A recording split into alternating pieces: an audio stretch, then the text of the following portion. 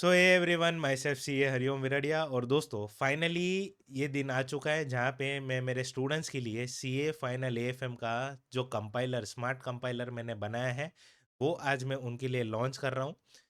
तो जैन 26 वाले स्टूडेंट्स जिनका एग्जाम ऑलरेडी हो चुका है ए एफ एम के रिलेटेड, और हो सकता है कि मे 26 वाले स्टूडेंट्स कुछ मेरा कंपाइलर के इंडिविजुअल चैप्टर्स को ऑलरेडी रिफर कर रहे हो, क्योंकि उनको तो मैंने टेलीग्राम पे फ्री ऑफ कॉस्ट प्रोवाइड किया हुआ था। ठीक है। तो आपको तो पता ही है कि ये कंपाइलर में किस तरीके से मैंने चीज़ों को कवर किया है, किस तरीके से मैंने ये कंपाइलर को डिज़ाइन किया हुआ है। आपको ऑलमोस्ट सभी एस्पेक्ट जो है वो पता है। एक आध दो चीज़ें मैंने चेंज की है, वो आप अभी ये वीडियो के थ्रू सुन लो तो आपको समझ में आ जाएगा। ऑलराइट। एडिशनली, अगर कोई नया स्टूडेंट, ठीक है, मेरा ये वीडियो पहली पहली बार उस तक पहुंचा है, यूट्यूब ने अगर उसको रेकमेंड किया है, और अगर आप ये वीडियो देख रहे हो, तो उस केस में मेरा आपसे एक छोटा सिंपल रिक्वेस्ट रहेगा, वीडियो को पूरा एंड तक देखो, समझने का ट्राई करो कि ये कंपाइलर आपके लिए बेनिफिशियल है भी कि नहीं। ठीक है। सी ए फाइनल लेवल पे आप कोई भी एक पर्टिकुलर बुक को चूज कर रहे हो अपनी स्टडी पर्पस के लिए, तो वो बहुत ही क्रूशियल डिसीजन है कि आप कौन सा बुक चूज कर रहे हो। ठीक है। In terms of every aspect, coverage हो सकता है, किस तरीके से वो बुक को बनाया गया है, क्या क्या चीज़ें हम लोग किस तरीके से सीखेंगे, अंडरस्टैंड करेंगे, ये बहुत ज़्यादा इम्पैक्ट रखता है आपकी स्टडीज़ में। तो इसीलिए मैं कहूँगा वीडियो को पूरा एंड तक देखो, समझने का ट्राई करो। अगर ये बुक आपको बेनिफिशियल लगता है तो बट ऑब्वियसली आप इसको रिफ़र कर ही सकते हो। नहीं लगता है तो भी खुद को कम से कम एक सफिशिएंट रीज़न दे दो कि हाँ, इससे भी कोई अच्छा बुक है जो मेरे लिए बेटर है, तो वो मैं खरीद लूँगा। ठीक है। दोनों ही केस में आपके पास रीज़न होना चाहिए, रिफ़र कर रहे हो तो भी, रिफ़र ना करो तो भी, कोई इश्यू की बात नहीं है उसमें। ठीक।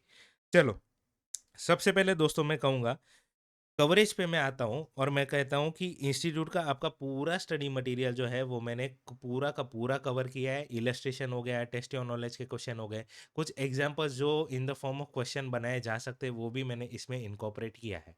ठीक। एमटीपीज और आरटीपीज का मैं बात करूं दोस्तों, जो लेटेस्ट अवेलेबल था जैन 26 तक, तो उसके सारे क्वेश्चन इसमें आ चुके हैं। ओके। सिर्फ और सिर्फ न्यू सिलेबस की एमटीपीज आरटीपीज इसमें नहीं है। ओल्ड सिलेबस में भी जो एमटीपी और आरटीपी इशू की है इंस्टीट्यूट ने, उसको भी मैंने इसमें इनकॉर्पोरेट किया है। एडिशनली, कुछ बहुत पुरानी एमटीपी आरटीपी या फिर पास पेपर आप कह लो, 2009-10 से लेके मेरे को जो भी अच्छे अच्छे नए नए क्वेश्चन मिले हैं ना दोस्तों, ठीक है, वो भी मैंने इसमें इनकॉर्पोरेट किया है। वो इसीलिए किया है दोस्तों, क्योंकि अभी कैसा है कि इंस्टीट्यूट को, एक चीज़ मैंने नोटिस किया कि इंस्टीट्यूट को अगर पेपर टफ सेट करना होता है ना, तो वो बहुत ही ज़्यादा, मतलब 10-15 साल पुराने क्वेश्चन जो है वो उठा उठा के डालता है। ये सब भी मैंने नोटिस किया हुआ है। ठीक है। तो इसीलिए अब ऐसे क्वेश्चन भी बहुत ज़्यादा भी नहीं है। ठीक है। गिन चुन के 4-5 क्वेश्चन ही मेरे को मिले, तो उसको मैंने डाल दिया है। ठीक है। तो वो करना बेटर है ताकि हमको कॉन्फिडेंस आ जाए कि हाँ, हम कुछ छोड़ के नहीं जा रहे।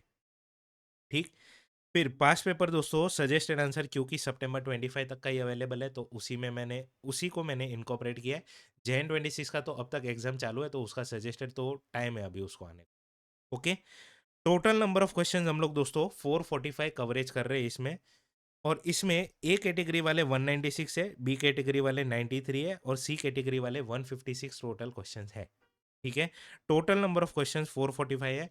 हो सकता है कि आपको लगे कि बहुत ज़्यादा है, ठीक है, उसका भी मैं रीज़न दूंगा। हो सकता है कि आपको ये कम भी लगे, ऐसा भी पॉसिबल है। हर एक चीज़ का मैं एक्सप्लेनेशन दूंगा, प्रॉपरली सुनते जाना बस। ओके। ए कैटेगरी के 196 है, बी कैटेगरी के 93 है। अब ये जो कैटेगराइजेशन है दोस्तों, मैंने ए बी सी कैटेगराइजेशन हर एक क्वेश्चन के लिए किया है। ठीक है। मैं आपको बुक में थोड़ा सा बता देता हूँ। यहाँ पे आप देखोगे तो हर एक क्वेश्चन के बाजू में मैंने ऐसा कैटेगराइजेशन किया हुआ है। ठीक है। अब इससे बेनिफिट आपको ये मिलता है कि हर क्वेश्चन जब आप कर रहे हो तो आपको पता है कि ये इंपॉर्टेंस कितना रखता है, या फिर ऐसा भी हो सकता है कि ये एग्जॉस्टिव कवरेज कितना कर रहा है। ठीक है। एबीसी का कैटेगराइजेशन मैंने सिर्फ एक फैक्टर को ध्यान में रख के नहीं बनाया है। स्टूडेंट जनरली हमेशा ऐसा सोचता है कि एबीसी कैटेगरी मतलब उसमें सिर्फ एक ही फैक्टर को कंसिडर किया है, वो है एग्जाम में इंपॉर्टेंस। ठीक है। मेरा एबीसी कैटेगराइजेशन सिर्फ और सिर्फ इंपॉर्टेंस के बेसिस पे नहीं है। मेरा एबीसी कैटेगराइजेशन मल्टीपल फैक्टर्स को कंसिडर करता है।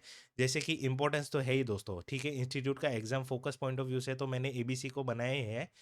दूसरा, एग्जॉस्टिव कवरेज भी उसका मैंने ध्यान में रखे हुए एबीसी को कैटेगराइज किया हुआ है। जैसे कि मैं आपको एक एग्जांपल दूं, अगर मेरे पास दो क्वेश्चन है दोस्तों, ठीक है, दो क्वेश्चन है, और ये फर्स्ट वाला जो क्वेश्चन है इसमें ए और बी सब क्वेश्चंस पूछा गया है और सेकंड क्वेश्चन जो है उसमें सिर्फ ए ही है, ठीक है?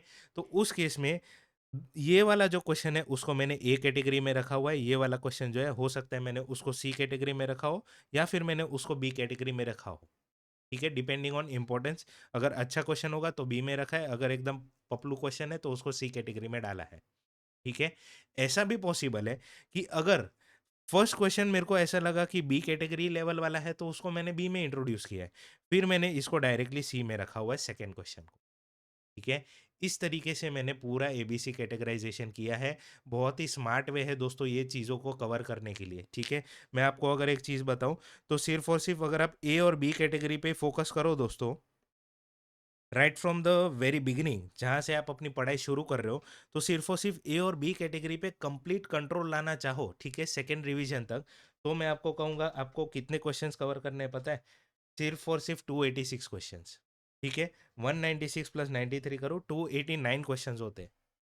289 क्वेश्चंस को आप सेकंड रिवीजन तक कवर कर लो। उसके बाद स्टूडेंट को अपना खुद का जजमेंट यूज़ करना चाहिए कि उसको एक और बार जब ये क्वेश्चन उसको करना है, लेट्स सपोज़ आप ये सोच रहे हो कि ए कैटेगरी में आपको कोई ऐसा क्वेश्चन लगा कि नहीं यार, इसमें तो ये ईज़ी है, ये मेरे लिए कुछ काम का नहीं है, तो डाल दो ना, उसको सी कैटेगरी में आप खुद से डाल दो। ठीक है?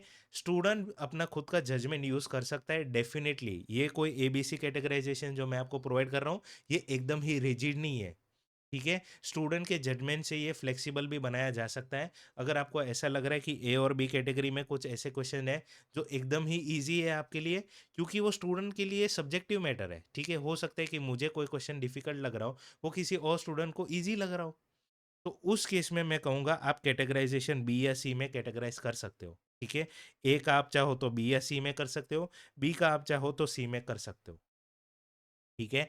सर सी का कैटेगराइज़ेशन हम लोग चेंज कर सकते हैं क्या? हाँ बेटा, उसमें भी कुछ ऐसे क्वेश्चन हैं जो मेरे पॉइंट ऑफ व्यू से कंप्लीटली इर्रेलेवेंट है क्योंकि कुछ-कुछ क्वेश्चन में ऐसा होता है दोस्तों कि हेवी लेवल ऑफ एम्बिग्यूइटी होता है और ये एएफएम में अभी मैं नोटिस कर रहा हूँ कि इंस्टीट्यूट जो है वो एम्बिग्यूइटी वाले क्वेश्चन जो है ना वो ज़्यादा अब 1-2 हर एक एग्ज़ाम में पूछते ही रहता है। ठीक है? तो उसको मैंने सी कैटेगरी में जानबूझ के रखा हुआ है क्योंकि मेरे को पर्सनली ऐसा फ़ील होता है कि एक बार अगर एम्बिग्यूइटी वाला क्वेश्चन इंस्टीट्यूट ने पूछ लिया है ना, वापिस उसका मैंने एक बार भी अब तक मैंने जो भी एनालिसिस किया है जितने भी पास पेपर का, एक बार भी एम्बिग्यूइटी वाला क्वेश्चन जो है वो रिपीट नहीं हुआ है। ठीक है? बट जेन 26 में एमसीक्यू में एक क्वेश्चन जो एम्बिग्यूइटी है, उसमें एम्बिग्यूइटी है, पोर्टफोलियो मैनेजमेंट का मैंने बोला था उसमें एम्बिग्यूइटी है।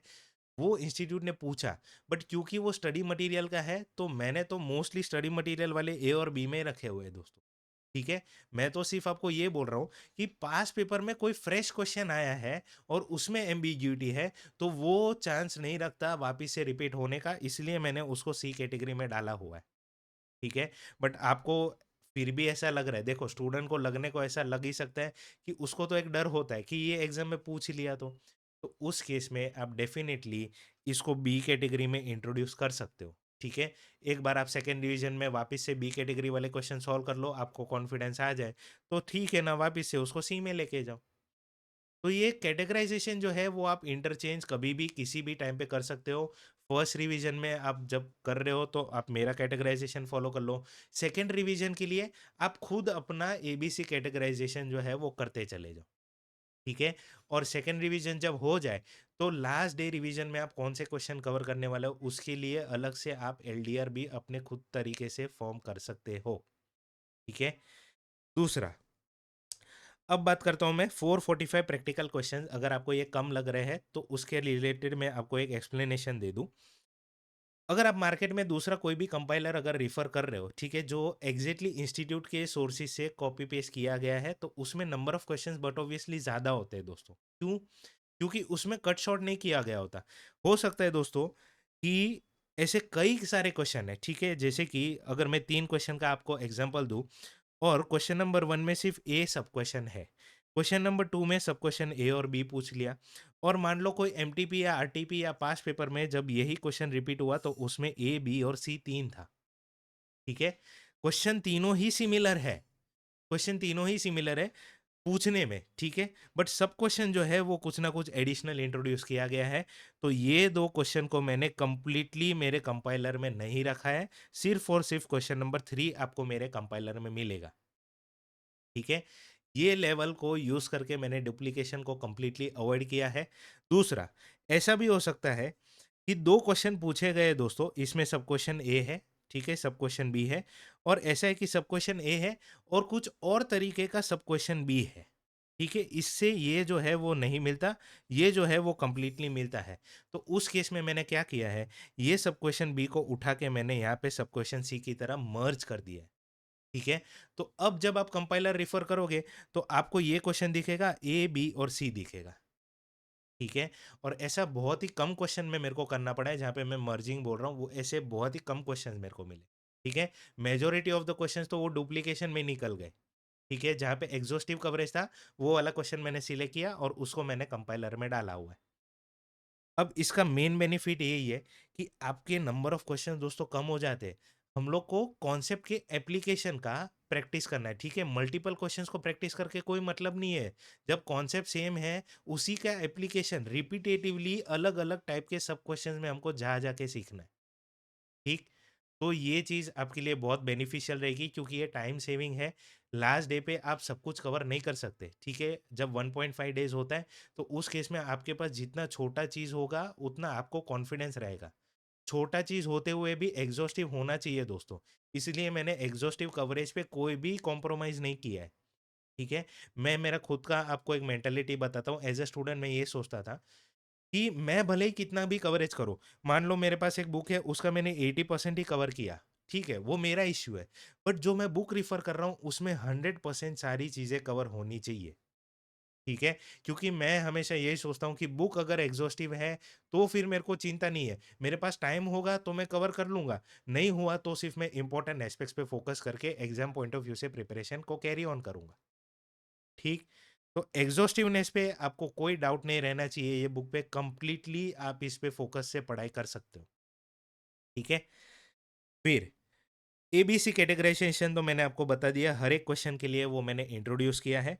दूसरा, सिंप्लीफाइड प्रेजेंटेशन मैंने किया है, सॉल्यूशन को मैंने एक-एक सॉल्यूशन दोस्तों 445 क्वेश्चन है ना, हर सॉल्यूशन को मैंने मॉडिफाई किया है, उसका प्रेजेंटेशन जो है वो सिंप्लीफाई किया है, ठीक है? सिंप्लीफाई किया है इसका मतलब ये नहीं है कि आपको उसमें मार्क्स नहीं मिलेंगे। सिंप्लीफिकेशन का मतलब ये होता है कि अंडरस्टैंडिंग में हमको जो ईज़ी लगता है, उस तरीके से मैंने आंसर को प्रेज़ेंट किया है। आपका उसमें मार्क्स नहीं काटा जा सकता क्योंकि सॉल्यूशन में सब कुछ ऑलरेडी चीज़ें दिख रही है, ठीक है? मैंने सिर्फ़ जैसे कि ऐसा होता है कभी-कभी इंस्टीट्यूट का सॉल्यूशन जो होता है ना, वो हम लोग समझने का ट्राई करते हैं, हमको समझते ही नहीं है। बट सिर्फ़ एक नज़रिया थोड़ा-सा बदल दिया जाए ना, तो हमको तुरंत समझ में आ जाता है कि हाँ, इस तरीके से अगर अगर प्रेज़ेंटेशन होता तो हम लोग को तो कुछ दिक्कत ही नहीं होती। तो ऐसी कई सारी जगहों पे दोस्तों मैंने प्रेज़ेंटेशन को सिम्प्लीफ़ाई किया है, कंसिस्टेंसी भी इंट्रोड्यूस किया है प्रेज़ेंटेशन में। मैं आपको कुछ एक एग्ज़ाम्पल के लिए बताऊँ तो पोर्टफ़ोलियो मैनेजमेंट का जो चैप्टर है दोस्तों, उसमें शार्प इंडेक्स मॉडल करके एक कॉन्सेप्ट है। अब उसके क्वेश्चंस में ना मैंने कंप्लीटली आप देखोगे ना तो कंसिस्टेंसी फ़ॉलो किया है। जैसे कि आप यहाँ पे देखोगे systematic risk, unsystematic risk. Stock ए के लिए पूरा कैलकुलेशन किया। सेम वे में स्टॉक बी के लिए सिस्टमैटिक, अनसिस्टमैटिक, ठीक है? पूरा कैलकुलेशन सेम है, सिर्फ़ और सिर्फ़ फिगर चेंज होते हैं। अब इसका मेन बेनिफिट क्या है मालूम है? हमको सिर्फ़ देख के तुरंत समझ में आ जाता है कि फिगर यहाँ पे कौन-सा चेंज हुआ है, इसके कंपैरिज़न में, ठीक है? तो फिगर्स कहाँ-कहाँ पे चेंज हो रहे हैं, ये भी हमको तुरंत समझ में आता है। प्रेज़ेंटेशन का कंसिस्टेंसी होता है, तो कॉन्फिडेंस भी अलग लेवल पे बूस्ट होके चला जाता है। क्योंकि आप एक ही फ्लो में आप कंसिस्टेंटली प्रैक्टिस कर रहे हो, तो उससे होता है कि आपका जो हाथ है वो बैठ जाता है, दिमाग भी ट्रेन हो जाता है, आँखें भी ट्रेन हो जाती है। ठीक है? तो पूरा मैंने जितने भी शार्प इंडेक्स मॉडल के क्वेश्चन हैं, हर एक में कंसिस्टेंसी मिलेगा। ऐसे कॉन्सेप्ट वाइज़ दोस्तों जो क्या बोलते हैं क्रक्स होता है, ठीक है? कॉन्सेप्ट वाइज़ एक बंच होता है जो कॉन्सेप्ट वाइज़, उसके लिए हर एक के लिए मैंने कंसिस्टेंटली प्रेज़ेंटेशन को प्रॉपरली फ़ॉलो किया है। ठीक है? आपको कहीं पे भी ऐसा नहीं लगेगा कि यहाँ पे प्रेज़ेंटेशन अलग क्यों है, यहाँ पे अलग क्यों है। नीड है वहाँ पे डेफिनेटली मेरे पास अगर कोई चॉइस नहीं है तो प्रेजेंटेशन को मैंने सिंप्लीफाई किया है, बट कंसिस्टेंटली हो सकता है कि कुछ जगहों पे मैं शायद फॉलो ना कर पाया हूँ, बट वो रेयर सर्कमस्टेंसेस है। जो स्टूडेंट्स ऑलरेडी मेरे बुक को रिफर कर रहे हैं, मेरे उनसे एक रिक्वेस्ट है कि आप कम से कम जो नए स्टूडेंट्स को गाइड करने के लिए उनको कम से कम कमेंट सेक्शन में आप बताओ कि ये बुक के क्या बेनिफिट आपको मिले हैं। ठीक है? तो उनको भी गाइडेंस मिलने में आसानी रहे। हर एक स्टूडेंट क्या है अलग-अलग तरीके से मेहनत करने जाएगा, बुक को समझने का ट्राई करेगा, तो उनका टास्क जो है वो बढ़ जाएगा। आप अगर ऑलरेडी रेफर कर रहे हो तो मेरा आपसे रिक्वेस्ट है उनकी हेल्प कर दो। ठीक है? यूट्यूब में कमेंट में लिख दो कुछ ना कुछ जो आपको बेनिफिट मिला है। ठीक है? दूसरों को राइट गाइडेंस प्रोवाइड करना दोस्तों हमारा ड्यूटी है। हम सीनियर हो चुके हैं तो हम दूसरों को क्यों ना बेनिफिट के लिए हेल्प करें। ठीक है? फिर कॉन्सेप्ट वाइज़ ग्रुपिंग किया है मैंने क्वेश्चन का, जैसे कि मैं आपको इंडेक्स में बता दूँ।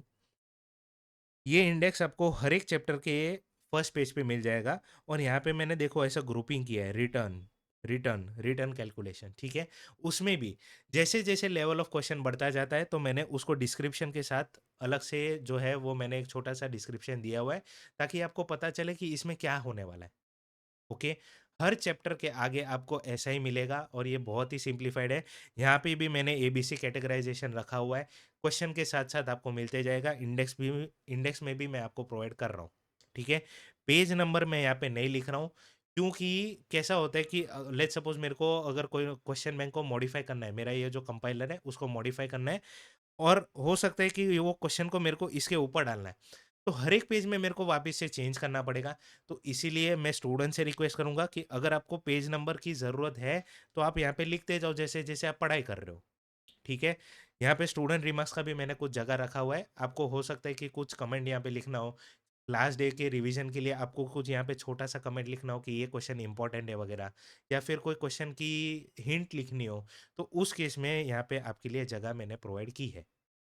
ठीक है, फिर फिर ईजी टू डिफिकल्टी क्वेश्चंस का सीक्वेंसिंग रखा है मैंने। ऐसा नहीं है कि डिफिकल्ट क्वेश्चन को सबसे पहले इंट्रोड्यूस कर दिया फिर इजी इजी क्वेश्चन कर रहे हैं, ऐसा नहीं किया है। जैसे जैसे हम लोग पढ़ाई करते हैं तो एक फ्लो सेट होना बहुत ज़रूरी है, तो इजी क्वेश्चन फिर एवरेज क्वेश्चन फिर डिफिकल्ट क्वेश्चन, इस तरीके से पढ़ाई करते हैं तो हमको कंप्लीटली कॉन्सेप्ट पे जो है वो धीरे धीरे क्लैरिटी मिलना स्टार्ट होता है। ठीक है, तो उस तरीके से मैंने इजी टू डिफिकल्टी का सीक्वेंसिंग रखा हुआ है।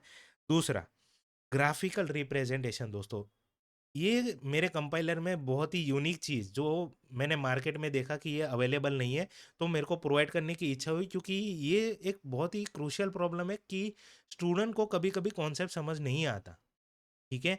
बट अगर उसको विजुअली रिप्रेजेंट किया जाए तो स्टूडेंट को काफ़ी हेल्प होती है उस केस में। तो इसमें मैं आपको बताऊँगा, डेरिवेटिव जैसे चैप्टर में भी दोस्तों मैंने ना विजुअल रिप्रेजेंटेशन को इंट्रोड्यूस किया है, जैसे कि आप यहाँ पे देख सकते हो। ये ऐसा मैंने टाइमलाइन ड्रॉ किया है। सारे के सारे फिगर्स यहाँ पे लिखे हुए हैं, कौन से फिगर्स कहाँ से है। क्वेश्चन में दिया है तो ऑलरेडी फिगर यहाँ पे है। ढूँढना है तो मैंने यहाँ पे क्वेश्चन मार्क करके हमको पता चले कि ये ढूँढना है, इसलिए वो भी मैंने किया है। ठीक है? मैं सच में कहता हूँ दोस्तों, इसका बेनिफिट अलग ही लेवल का होता है। विजुअली एक बार चीज़ें हमको समझ में आ गई ना, फिर तो सॉल्यूशन तो बस लिखने लायक ही बचता है और कुछ नहीं है। ठीक है? मैं आपको फॉरेक्स में भी बता दूँ, सबसे बेस्ट चीज़ जो मैंने यहाँ पे की है विजुअल रिप्रेजेंटेशन, वो मेरे हिसाब से फॉरेक्स में मैंने किया है। और फेट ऑफ फॉरवर्ड आपको एक पता होगा कॉन्सेप्ट है, तो उसमें मैंने ये डायग्रामेटिक रिप्रेजेंटेशन हर एक क्वेश्चन में किया है दोस्तों, हर एक क्वेश्चन में। एक बार ये हो गया ना, तो हमारा पूरा सॉल्यूशन आसानी से हो जाता है। आप मेरा रिवीजन वीडियो देखोगे तो आपको पता चल जाएगा कि ये कितना बेनिफिशियल है। मैंने हर एक क्वेश्चन में जब मैंने रिवीजन किया था तो सबसे पहले डायग्राम करवाया था। ठीक है? और उसके बाद जिसने भी ये सम को सॉल्व करने का ट्राई किया ना, उसके लिए कुछ भी नहीं है ये। ठीक? एक बार डायग्राम हो गया, बात खत्म। हर एक क्वेश्चन में आप देखोगे ये मैंने किया है। हर एक, एक भी क्वेश्चन मैंने नहीं छोड़ा है। ठीक है? तो ये ग्राफिकल रिप्रेजेंटेशन है। हर एक चैप्टर में आपको जहाँ-जहाँ पे भी ये पॉसिबल था ना दोस्तों मैंने किया है। ठीक है? टाइमलाइन्स में तो मैंने किया ही है। एडवांस कैपिटल बजटिंग के चैप्टर में तो आपको ये मिलेगा ही मिलेगा। सिक्योरिटी वैल्यूएशन में भी मिलेगा क्योंकि उसमें भी डिविडेंड के जो कैश फ्लोज़ होते हैं, उसमें भी टाइमलाइन का ज़रूरत पड़ता है, तो उसमें भी मैंने ये चीज़ को डाला हुआ है। ठीक है? बहुत सारी जगहों पे आपको ये फीचर जो है वो देखने मिलेगा। लास्ट कॉन्सेप्ट वाइज इंडेक्स दोस्तों, हर एक के लिए, हर एक चैप्टर के लिए मैंने आपको यहाँ पे बताया ऑलरेडी कि मैंने ये आपके लिए बनाया है, ठीक है? पूरा बेनिफिट लेने का ट्राई करो इस चीज़ का। अच्छा, मैंने यहाँ पे ना ये बुक को यूज़ कैसे करना है उसको भी लिखा हुआ है, ये आप पढ़ो, शांति से पढ़ो। मैं इसको जानबूझ के एक्सप्लेन नहीं कर रहा हूँ क्योंकि मेरे को चाहिए कि आप ये रीड करो, समझने का ट्राई करो सारी चीज़ें, ठीक है? फिर इंडेक्स प्रॉपरली मैंने यहाँ पे दिया है। इंडेक्स में भी यहाँ पे भी दोस्तों मैंने एबीसी लिखा हुआ है ताकि जभी भी आपको जहाँ पे भी रिफ़र करना हो ना कि ए कैटेगरी कौन-सा है, बी कैटेगरी कौन-सा है, सब कुछ आपकी आँखों के सामने होना चाहिए, ठीक है? काफ़ी सिम्प्लिफिकेशन दोस्तों मैंने इंट्रोड्यूस किया है ये बुक में। ये मेरा मैसेज है स्टूडेंट्स के लिए कि ये बुक को मैंने किस तरीके से बनाया था, तो आप चाहो तो पढ़ लो। थोड़ा बहुत मैंने जो मोटिवेशन लिया था, इंस्पिरेशन लिया था ये बुक बनाने के पीछे, वो सब कुछ मैंने यहाँ पे लिखा हुआ है, ठीक है? अगर आप ये बुक रेफ़र कर रहे हो, तो मेरा आपसे रिक्वेस्ट है, एक बार कम से कम ये पढ़ो, ठीक है? थोड़ा-सा आपका माइंड जो है, वो तैयार हो जाएगा कि ये बुक कितना आपके लिए बेनिफिशियल हो सकता है, ठीक है? अच्छा, यहाँ पे मैंने फर्स्ट पेज पे ही व्हाट्सएप के ग्रुप का स्कैनर दिया है, यूट्यूब का दिया है, टेलीग्राम का दिया है। आपको जहाँ पे भी मेरे को जॉइन करना है, आप जॉइन कर सकते हो। टेलीग्राम और व्हाट्सएप के बीच में मैं आपको प्रेफ़रेंस अगर मैं दूँ, तो डाउट पूछने के लिए यार मेरे को व्हाट्सएप बेटर लगता है। तो अगर आप टेलीग्राम और यूट्यूब मेरा जॉइन कर ही रहे हो, तो मैं आपसे रिक्वेस्ट करूँगा कि व्हाट्सएप भी मेरा जॉइन करो, ठीक है? डाउट पूछने के लिए एक्सेसिबल मेरे लिए भी और आपके लिए भी व्हाट्सएप जो है वो बेटर ऑप्शन होता है। हर बारी हम जब फ़ोन खोलते हैं, तो सबसे पहले हम लोग व्हाट्सएप चेक करते हैं, करेक्ट? टेलीग्राम को इतना चेक नहीं करते। तो इसीलिए मैं कहता हूँ कि अगर आपको डाउट में अगर आपको टाइम वेस्ट नहीं करना है कि आपने डाउट पूछ लिया और तुरंत आपको रिप्लाई चाहिए, 1-2 घंटे में मैं व्हाट्सएप चेक करते रहता हूँ, तो उस केस में मैं आपको कहूँगा व्हाट्सएप जॉइन करो, आप ही के लिए बेनिफिशियल रहेगा, ठीक है? मैं व्हाट्सएप पे काफ़ी एक्टिव होता हूँ, टेलीग्राम से तो ज़्यादा ही एक्टिव होता हूँ। टेलीग्राम पे तो जभी भी मेरे को कोई वीडियो पोस्ट करना हो, कुछ इन्फॉर्मेशन आपको देनी हो, तो ही मैं टेलीग्राम यूज़ करता हूँ, ठीक है? तो टेलीग्राम पे भी, व्हाट्सएप पे भी सारे अपडेट्स रेगुलरली आपको यूट्यूब पे जो मैं देने वाला हूँ वो, जो इन्फॉर्मेशन एक्स्ट्रा कुछ होती रहती है वो मैं आपको दे दूँगा। फाइल्स आपको कुछ प्रोवाइड करनी होती है वो भी आपको व्हाट्सएप पे भी, टेलीग्राम पे भी मिल जाएगी, ठीक है? ओके दोस्तों, एडिशनली कुछ इसके रिलेटेड आपको कोई भी डाउट है कि सर ये कैसे आपने किया है, वो कैसे किया है, कुछ भी डाउट है आप मेरे को यूट्यूब पे पूछो बिंदास, ठीक है? अच्छा, ये बुक सर हमको कैसे मिलेगी? बेटा ये बुक टेलीग्राम पे और व्हाट्सएप पे आपको फ्री ऑफ कॉस्ट मैं प्रोवाइड कर रहा हूँ, कोई 1 रुपया नहीं ले रहा हूँ, ठीक है? आपको सॉफ्ट कॉपी मिल जाएगी। अगर आपको हार्ड कॉपी चाहिए दोस्तों, तो मैं आपसे कहूँगा कि एक गूगल फॉर्म का एक लिंक मैं आपको देने वाला हूँ, ठीक है? वो लिंक भी आपको मैं खोल के दिखा देता हूँ एक बार, गूगल फॉर्म, ठीक है? ओके। तो ये लिंक आपको यूट्यूब के डिस्क्रिप्शन में मिल जाएगा। मैं टेलीग्राम पे भी इसका लिंक दे दूँगा, व्हाट्सएप पे भी इसका लिंक दे दूँगा, ठीक है? यूट्यूब के डिस्क्रिप्शन में भी यूट्यूब के कमेंट सेक्शन में मेरा पिन कमेंट होगा, उसमें इस फ गूगल फॉर्म का लिंक आपको मिल जाएगा दोस्तों, ठीक है? कुछ नहीं करना है, आपको बस ये फॉर्म भरना है, नाम, ईमेल आईडी सब कुछ वगैरह आपको प्रोवाइड करना है, आपका एग्ज़ाम अटेम्प्ट कौन-सा है ताकि मेरे को पता चले कि आप कौन-सा बुक सॉरी आप कौन से अटेम्प्ट के लिए प्रिपेयर कर रहे हो, ठीक है? फिर mobile number, email ID, address दे देना अच्छे से पिन कोड के साथ देना ताकि आप तक बुक अच्छे से पहुँच सके, ठीक है? क्यूआर कोड मैंने पेमेंट के लिए दिया है, पेमेंट का मैं आपको बता दूँ कि आपको कितना पे करना पड़ेगा अगर आप फिज़िकल बुक ले रहे हो। 650 दोस्तों 650 मेरा इसका कॉस्ट आ रहा है। इसमें सब कुछ कवर हो जाएगा आपका, कोरियर का चार्जेज़ हो जाएगा, बुक प्रिंटिंग का भी इसमें आ गया, ठीक है? कॉस्ट टू कॉस्ट ही मैं प्रोवाइड कर रहा हूँ, 1 रुपया भी इसमें कुछ नहीं है। ठीक है? 650 में अगर मेरे को ये पड़ रहा है, मैं बल्क ऑर्डर दूँ तो इसका कॉस्टिंग काफ़ी सिग्निफिकेंटली कम हो सकता है बट अभी मेरे को पता नहीं है कि मेरे को कितने ऑर्डर्स आएँगे, तो उस हिसाब से मैंने एक एक बुक के प्रिंटिंग का और कुरियर का कॉस्ट मैंने यहाँ पे लिखा हुआ है, ठीक है?